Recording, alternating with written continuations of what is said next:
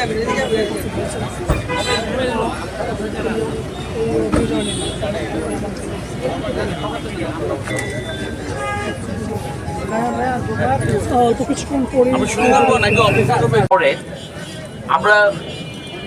যে পৌরসভার যে জিডিএলজি সাহেব আছেন, ম্যাডাম আছেন, তারপরে জেলা পরিষদ মহোদয়ের সাথে আমরা বসেছি, আমাদের এই সদরের এমপি মহোদয়ের সাথে বসেছি।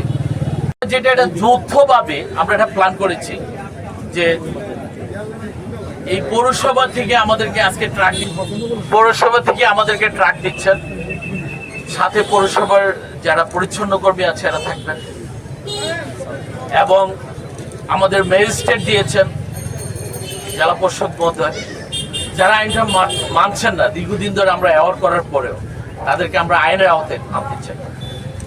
আজকে ট্রাক দিয়ে কি হবে, যারা এই ফুটপাতে দখল করে আছে, বিশেষ করে বড় লোকের দোকানের এক্সটেনশন, এইগুলোকে আজকে উচ্ছেদ করে নিয়ে যাওয়া হবে। এটা হচ্ছে প্রথম ধাপ আজকে। আর যারা ধরেন রোডের মধ্যে ব্যান নিয়ে বসে আছে, এরকম আমরা এটা লিস্ট করেছি প্রায় 250 থেকে 300 জন। এটা আমরা পরবর্তী পদক্ষেপে এটা আমরা রিলোকেট করব।